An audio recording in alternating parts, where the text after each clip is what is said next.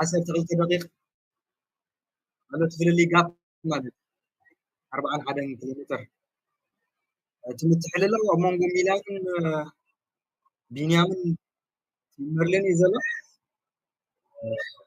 ሰው ሰርተው ተባለ ሪዞማሎ ፎርሳ ጋይስ ላይክ ንግበር ሰብስክራይብ ንግበር እንዳተጻመድና ንጻመድ እስከ ብዙሓት እንደጻሚዶም ደሎ ንጻመድ ፎርሳ ናባም ትመልሰኩኒ ላይክ ግን አይንረሳ ከሽሕን ገለም ሰባት ሲ 400 ሰብስክራይብ ላይክ ገር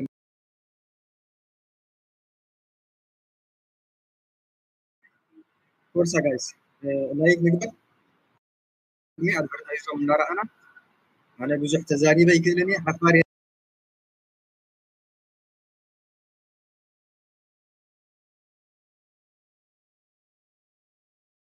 Die Straße. Es hat wirklich so viele rundum, es ist so divers und es hat einfach alles.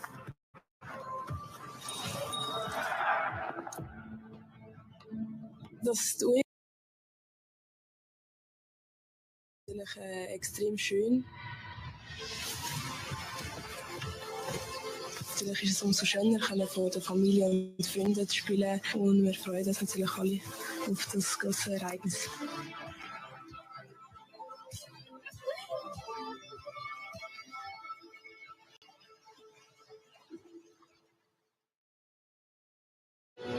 Carving through twisties, nailing the perfect landing, leaning into every corner. There's no feeling like it. Dunlop tyres deliver outstanding grip and protection, more freedom, more adventure.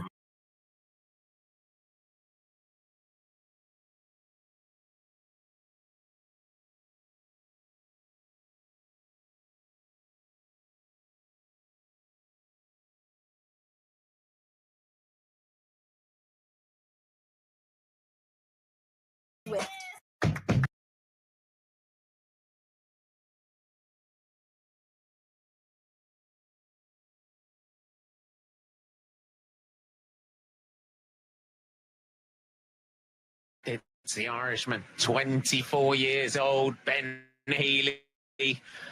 What a year he's had. 4th in Strada Bianchi, stage win in Itzulia Basque Country, 5th at Flèche Wallonne, 3rd in Liège, Bastogne-Liège, and hunting now for his first Tour de France stage win. And 20 seconds is the gap. Has Healy timed this one to perfection?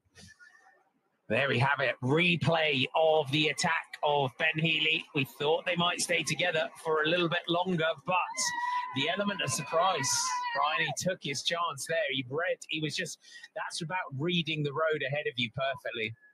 The thing is, it's the ferociousness of the attack. Just telling the bike to get behind him. It's the ferociousness of the attack. If you're going to go all in, right, and then settle down, so he gets his gap very, very quickly. That kind of element of surprise. So yeah, it wasn't a kind of slight downhill. You can see, caked in salt marks, but that's not holding him back at all. He's just concentrating on a time trial performance now. He's hoping that the guys behind will just keep on swapping turns. The thing is, when we come to this climb with tops out at 27 to go, if it's still something like this, that's when we'll see the likes of maybe Dunbar and Simon Yates, Tejada, try and go across to him. So what these guys are doing behind is they're just swapping turns. While it's a different thing for Ben Healy, he has to do everything pretty much his own. Tries to follow that motorbike, just try all these wee things to try and kind of help out. He's in his 2nd Tour de France, and everybody wants to win a Tour de France stage. He's put himself right in the game. If he holds for the next 10 kilometres about 30 seconds, my biggest worry is then we're going to get 2 or 3 riders trying to go across. But for the moment, the others are just kind of swapping turns behind him, and they're going to hold him at this distance. And for Van der Poel, they've now, the gap now for Ben Healy back to the peloton is over 4 minutes. For Van der Poel, he's now got to go all in to make sure that he builds as much time as he can for his yellow jersey. Well, it's good for Van der Poel because everybody will want to chase, everybody will roll through. What will break down is someone starts to sit on the back, but that will not happen because in the team car they'll be saying, well, unless you ride, you aren't winning this stage.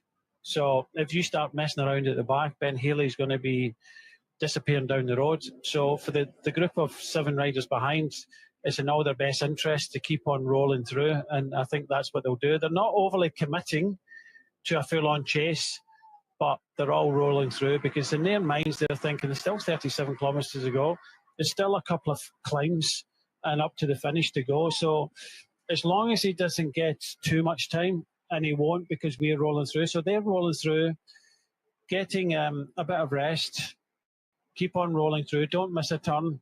Well, Ben, unfortunately, well, you can see he's on his own.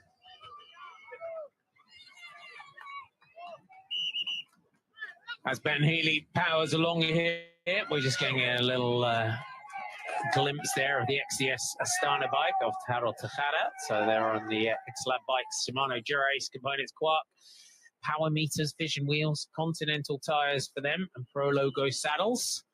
We're into the waste zone. If you're tuning into cycling for the first time, don't worry.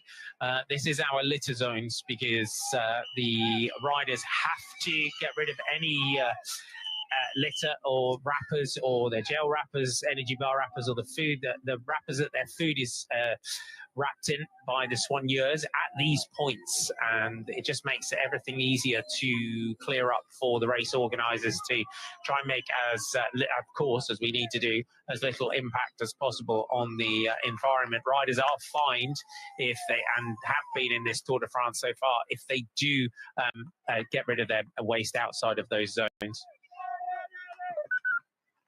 Working together, after come back in the climb. So insight there, interesting. So that's what I just said.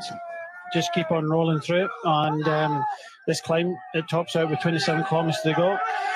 Just make that effort on the climb, and there's an opportunity to, there's 5 kilometres to the top of it. So, it's a difficult one for Ben Healy. I mean, 5 kilometres from the bottom of it, the climb. So he's not going to have any respite at all. He's sitting there half a minute up. So he's going to go full into it. He'll quite easily, for someone that's just rolling through behind, 2 or 3 riders coming across in that climb can make the big difference. So there you have it. There's the 5K warning, as Brian said, to the base of our next King of the Mountains of the day. The gap, 35 seconds from Ben Healy to his breakaway companions. 4:34 to the peloton. It's 3.7 kilometres in length and 4.5 on average. So, it's long enough. Ben Healy's going to need to, if he's got any intention of kind of staying away, he's going to need a minute. Because I think anything less than that, there's going to be a reaction here, and everybody knows that as well. So the 7 riders here, knowing that we get to this climb, that's why they're rolling through and trying to save. They know that somebody's going to have their go to try and go across to them. What would you feel in this situation? What would you be advising, say, Mathieu van der Poel in this situation? Do you think van der Poel just needs to try and use up everybody now in this breakaway and try and tempt them into being the ones that are attacking and trying to bring this back? Or do you feel he would be the one that would want to get across here? Well, I think he's just going to have to follow. I think for Mathieu van der Poel, he knows that the attack's going to come in his climb. So it's a case of following, and that's what he'll have to do. So he'll have to follow rather than react to it. But then again, he might decide to react. He's very astute at knowing what to do, is Mathieu van der Poel. And I think what we are going to see is someone's going to launch on this climb, and it's just a case of, can you go with them? Let's go and catch up with Jens Vogt. Just a little bit of extra information. We just had a 90-degree turn. We are into some straight headwind section. This definitely plays in the card of a strong rider. Ben Healy is very aerodynamic on his road bike. it will play in his favor because behind in the group, people go a little bit off the gas. They don't want to work so hard. So Ben Healy, he is so aero. This is a part where he can really gain even more time on the break, chasing him. Back to you commentators. Thank you, Jens. And Ben Healy, as all riders do. I mean, this is the thing over the years now. It's the aero helmet on the road. It's the skin suit and everything. But the 7 riders behind and ahead wins. It's harder to stay away. I know he's aerodynamic and saw some of the other riders behind. So and you've got 7 riders all kind of swapping turns. I just think it's easier to get a gap in a tailwind than it is in a headwind, in my view. So I think that Ben Healy is having to work really hard for this one, aerodynamic or not. He's having to work super hard to get in the time that he's got. I reckon he needs, if he wants to stay away over this climb, he needs at least a minute, because we're going to see a reaction behind. And the reaction of the guys that are behind, they're just riding, swapping turns. They're not giving 100% because they're knowing what's going to come. They know that someone's going to try and go across to Ben Healy in this next climb. It's bold, though, isn't it, going this far out? But he does this all the time. He's done it to success in other races. This is what Ben Healy does. This is his makeup. We said of all the riders, he's going to be the first to attack, right? That wasn't rocket. I thought it would be on maybe over the top of the next climb, not this climb, that descent before. So he's doing what we thought he would do, just a little bit earlier. But when we hear Jens, yes, the wind direction, it's not overly strong. It's like 8 to 10 kilometres an hour. But we are predominantly in a headwind all the way in towards the finish now. We are indeed heading to Via Normandie today, starting in Bayeux. And our breakaway group, Ben Healy sitting 33rd on the general classification at 7 minutes and 37 seconds behind Tadej Pogačar. The only thing I can think of is he even wanted to surprise us, because if the team cars are listening to our commentary, and he said he's going to go at this particular point, he's gone early just to surprise the surprise. I think we'd always love to feel that they're listening to us in the car. I don't think they ever are.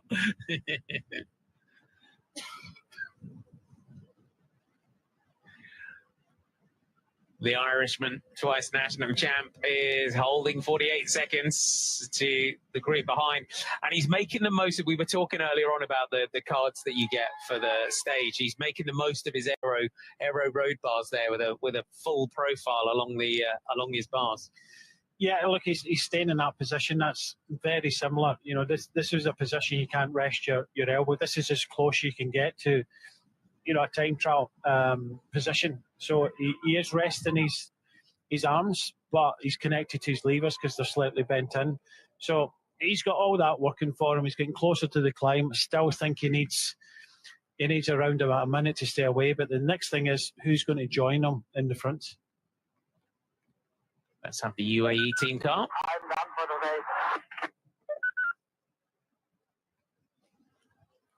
That was Niels. I was going to say Niels Pollitt. He's done to the right. When that comes up, that's the riders talking. But fair play. I mean, they're incredible riders. The Niels Pollitts of this world that can spend 150k, maybe more on the front, controlling the breakaway. I tell you what, Marty, I'll let you do the comms to the rest because I'm done for the day. You don't do that in any other job. That's it. You don't do that in any other job. I'm done for the day. No, yeah, I can totally understand. What I learned in the past is you stay on the front. Even if you're done for the day, you stay on the front. When a team looks up and sees the whole team at the front, that's very impressive. So if you're suffering, you don't just drift back into the back of the peloton. You stay at the front. That's what I was taught. I'd say he's only gone about 10 riders back at the moment. I think it looked like it from the helicopter.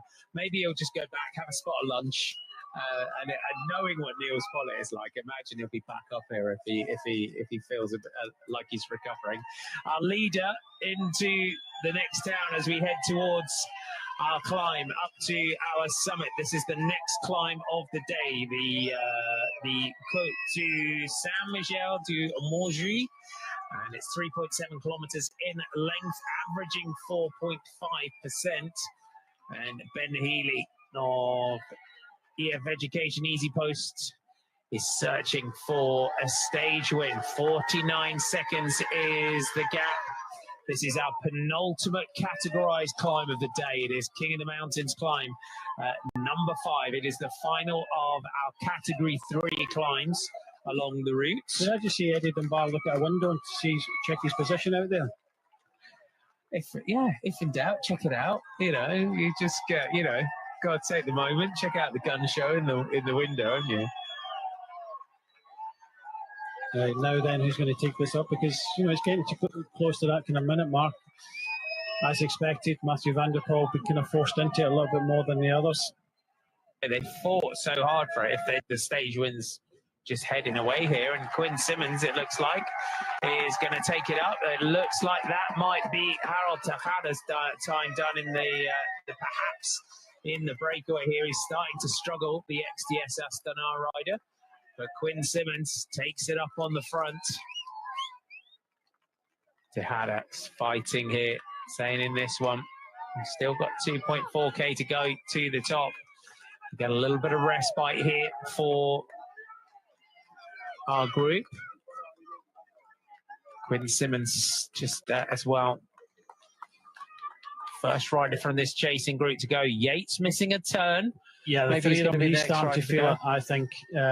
Dunbar, Tejada not reacting to it. So that was just a strong pull there. Matthew van der Poel, well, again, he's been leaned on. He knows he has to kind of keep this going because I said right from the start, I think Matthew van der Poel was up against this.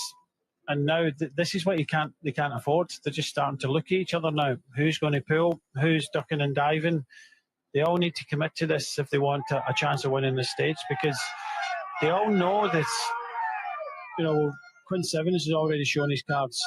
Someone else is going to have to go, because as soon as Ben Healy hits the minute mark, then he's got a good chance of pulling this one off. As indeed, the peloton are at 5 minutes and 19 seconds. Quinn Simmons launches another move, and it is a big one. As Will Barter takes after him here for Movistar. Van der Poel just momentarily sits back. Simon Yates takes it up for Visma Lease bike.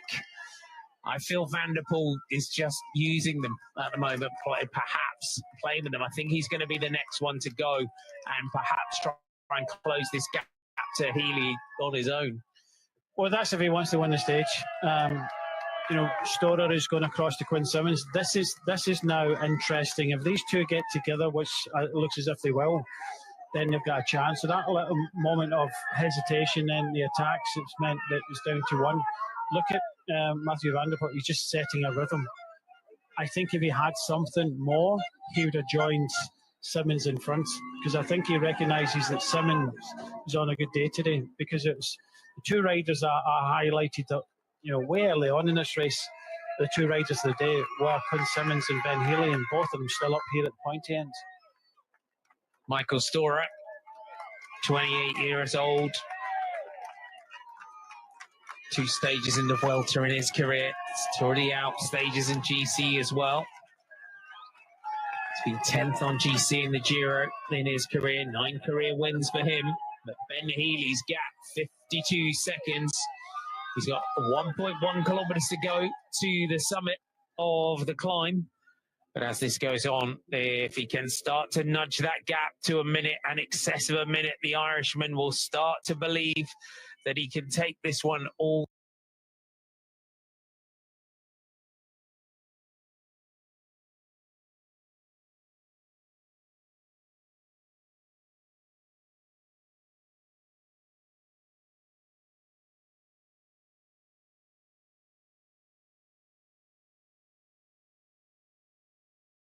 The way to the finish.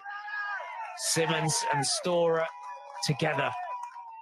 the US national champion for Lidl Trek, like Healy, knew that he was on a good day today.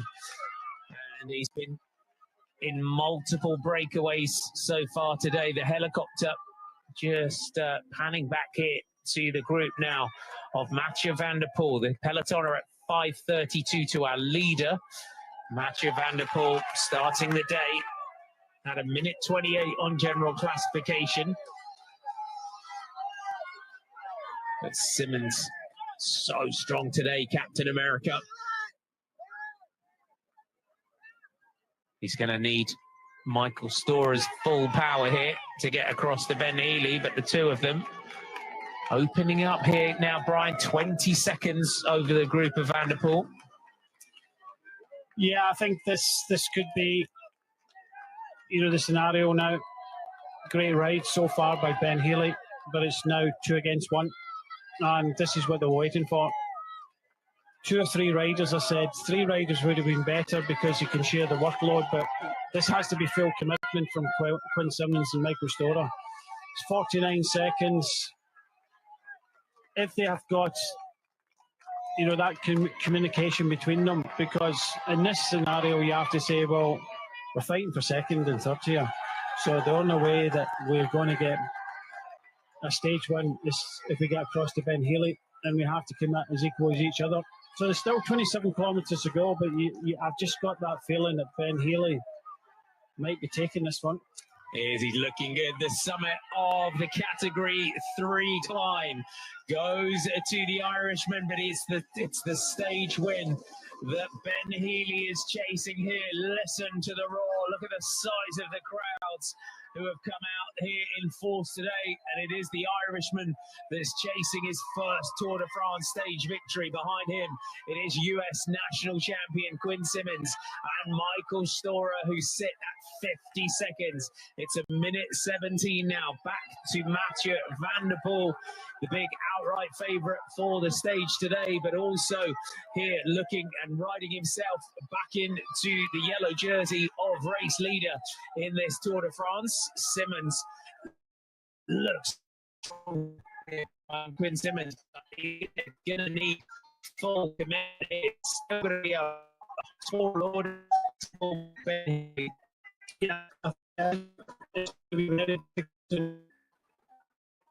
He's trying to well today, targeted stage, kind of really missed him.